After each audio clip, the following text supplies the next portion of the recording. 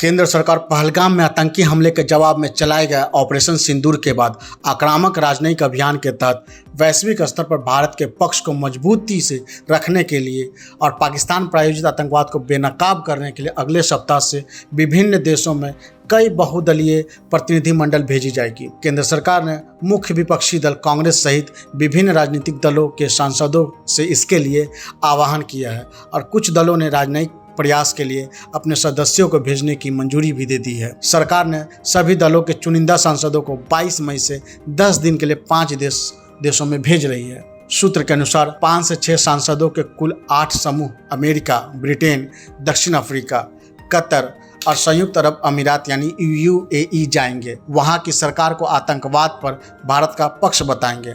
अलग अलग दलों के वरिष्ठ सांसद विदेश दौरे पर भारतीय प्रतिनिधिमंडल के समूहों का नेतृत्व करेंगे। शाम स्टील फ्लेक्सी स्ट्रॉन्ग TMT बार, ये स्ट्रॉन्ग के साथ फ्लेक्सिबल भी है। आपदा मुसीबत कोई भी आए, ये घर को अटूट बनाए। जब TMT फ्लेक्सी स्ट्रॉन्ग तो घर रहे हमेशा के लिए स्ट्रॉन्ग। इन प्रतिनिधिमंडलों या उनके सदस्यों की संख्या को लेकर फिलहाल कोई स्पष्टता नहीं है। हालांकि कुछ नेताओं ने कहा कि 30 से अधिक सांसद हो सकते हैं। विदेश मंत्रालय इस राजनयिक मिशन के लिए रवाना होने से पहले सांसदों को पूरी जानकारी देगा।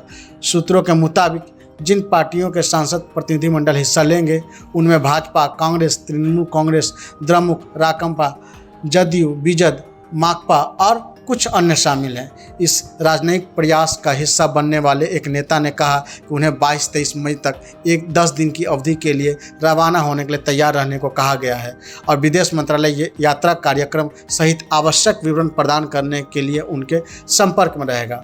वहीं पूर्व केंद्रीय मंत्री अनुराग ठाकुर और भाजपा सांसद अपराजिता सारंगी इन प्रतिनिधिमंडलों का हिस्सा बनने वाले सत्तारूढ़ दल के सांसदों में शामिल हैं। सूची में शामिल कांग्रेस सांसदों में शशि थरूर, मनीष तिवारी, सलमान खुर्शीद और अमर सिंह शामिल हैं और पार्टी ने पुष्टि की है कि वे प्रतिनिधिमंडल का हिस्सा भी होंगे।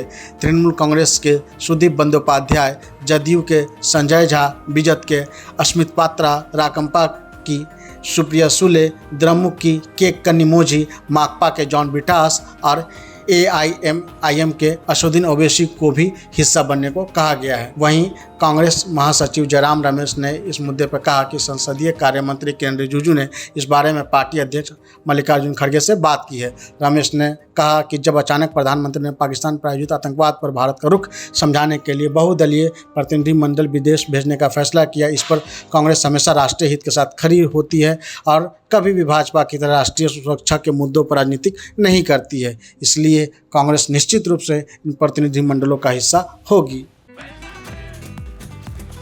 ये स्टाइल का मामला है, रूपा फ्रंटलाइन।